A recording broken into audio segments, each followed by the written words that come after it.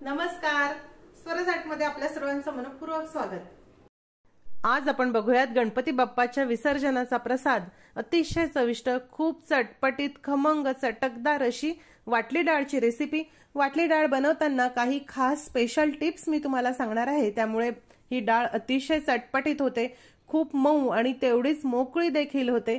चला तर बघूयात आता याची कृती। वाटली डाळ बनवण्यासाठी सर्वप्रथम आपल्याला लागणार आहे अर्धा कप चण्याची डाळ म्हणजेच हरभरा डाळ। हरभरा डाळ मी साधारण 5 ते 6 तासासाठी पाण्यामध्ये भिजत ठेवली होती। भिजवल्यामुळे ही जरा जास्त दिसते आहे। इथे चाळणीमध्ये आता आपण ही डाळ निथळवून घेऊ। आता मिक्सरच्या भांड्यामध्ये ही निथळवलेली डाळ घालूया। तुम्ही बघू शकता अगदी कोरडी ही डाळ आहे, यामध्ये पाणी अजिबात नाही। आता यामध्ये अजिबात पाणी न घालता पल्स मोडला किंवा मिक्सर चालू बंद करत ही डाळ आपल्याला जरा रवाळ वाटून घ्यायची आहे। हे बघा, डाळ किती छान वाटून झाली। चमच्यानी वर खाली करत मी ही डाळ वाटली आहे, मस्त रवाळ अशी वाटल्या गेली। फोडणीसाठी पसरट पॅन मध्ये साधारण 3 टेबलस्पून तेल मी गरम करायला ठेवलं। तेल गरम झालं की त्यामध्ये मोहरी घालूया।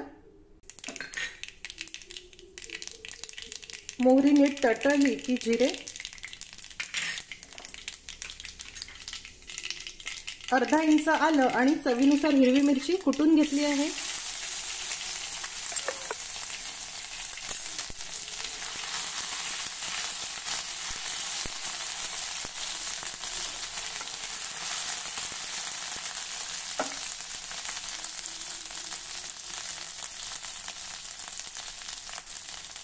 त्यानंतर 5 ते 6 कढीपत्त्याची पानं, पाव टीस्पून हिंग घालूया, पाव टीस्पून हळद आणि इथे या वाटल्या डाळीमध्ये मी आज हे स्वीटकॉर्न देखील घालणार आहे। देशी मक्याचे दाणे असले तरी ते देखील घालू शकता, त्याची चव देखील मस्त येते। आता हे आपल्याला जरा परतून घ्यायचं आहे। हे बघा, हे जरा परतून झालं। आता यामध्ये ही वाटलेली डाळ घालू।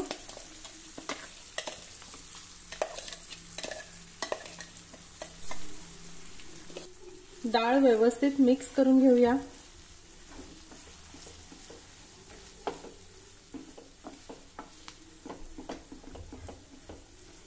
ह्या डाळीमध्ये तेलाचं प्रमाण देखील व्यवस्थित असणं गरजेचं आहे। खूप कमी जर तेल झालं तर डाळ शिजल्यानंतर खूप जास्त कोरडी वाटायला लागते। या पद्धतीने आता हे आपल्याला असं परतत राहायचं आहे।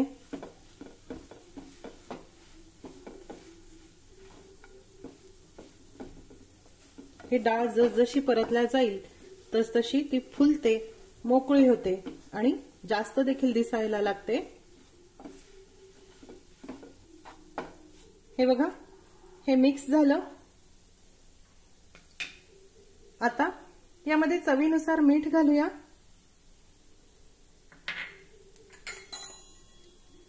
एक टीस्पून साखर घालणार आहे।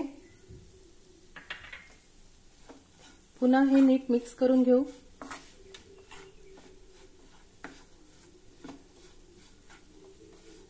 एक गोष्ट नेहमी लक्षात ठेवा की डाळ व्यवस्थित शिजवणं देखील गरजेचं असते। डाळ जर तुम्ही खूप कोरडी होईपर्यंत शिजवत बसले तर ती गार झाल्यानंतर अजून खूप कोरडी होते, पण त्यासोबतच ती कच्ची देखील राहायला नको। तुम्हाला जर यापेक्षाही कमी तेलात ही डाळ बनवायची असेल तर याआधी मी चाळणीवर डाळ बनवण्याची एक ट्रिक सांगितली आहे, त्यानुसार बनवली तर तेल यापेक्षा जरा कमी लागतं। आता आपण यावर झाकण ठेवू आणि मध्ये मध्ये जरा परतत मंद आचेवर ही डाळ शिजवून घेऊ। एक वेळा आपण हे परतून घेऊ। डाळ परतत असताना यात होत असलेल्या गाठी गुठळ्या या प्रकारे उलटण्याच्या साहाय्याने मोडून घ्या। तुम्ही स्वीटकॉर्न न वापरताही ही डाळ करू शकता, पण थोडे जर स्वीटकॉर्न घातले तर ह्याची चव खूप मस्त येते। हे बघा, तुम्ही बघू शकता ह्याला मस्त वाफ आली आणि डाळ देखील छान मोकळी झाली आहे। आता ह्यापेक्षा अजून कोरडी होईपर्यंत शिजवू नका। गार झाल्यानंतर ही डाळ अजून खूप खूप कोरडी होत जाते। आता ही अगदीच बरोबर आहे। आपण गॅसची फ्लेम बंद करू। गॅस बंद केल्यानंतर सर्वात शेवटी लिंबू,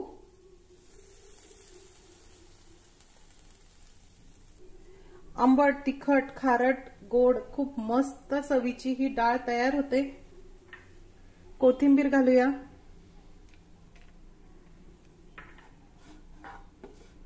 अतिशय चविष्ट, मऊ, लुसलुशीत आणि तेवढीच मोकळी अशी वाटली डाळ तयार आहे। हे बघा किती छान टेक्स्चर याचं आलं आहे आणि चवीला तर अगदी अप्रतिम अशी ही डाळ आहे।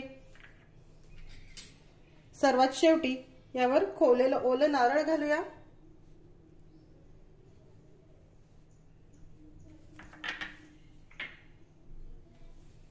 कोथिंबीर,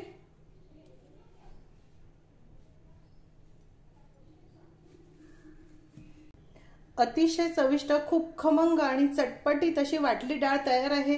ह्या पद्धतीने जर वाटली डाळ केली तर खरंच खूप मस्त होते। फक्त 2-3 टिप्स लक्षात ठेवा, ते म्हणजे तेलाचं प्रमाण आणि जे आपण सर्व साहित्य घातलं आहे त्याचं प्रमाण आणि त्याचा क्रम देखील तेवढाच महत्त्वाचा आहे। बरेच जण डाळ वाटतानाच त्यामध्ये आलं आणि मिरची घालतात, मग ती नीट परतल्या जात नाही। त्यामुळे फोडणीतच आलं, मिरची आणि हिंग देखील दिलेल्या प्रमाणातच घालणं गरजेचं आहे, तेव्हाच डाळ खूप खमंग होते। ह्या प्रकारे डाळ तुम्ही नक्की करून बघा। गौरी गणपतीच्या नैवेद्यासाठीच नाही तर एरवी देखील तुम्ही ही डाळ करू शकतात। जिभेला चव नसेल तर जिभेची चव वाढवणारी ही खमंग अशी वाटली डाळ आहे। आजची रेसिपी तुम्हाला कशी वाटली हे मला जरूर कळवा। व्हिडिओ आवडल्यास व्हिडिओला लाईक करायला व शेअर करायला विसरू नका। माझ्या चॅनलला देखील नक्की सबस्क्राईब करा। अशीच एक छानशी रेसिपी घेऊन भेटूया स्वराजच्या पुढच्या भागामध्ये। तोपर्यंत चवीने खा आणि निरोगी राहा।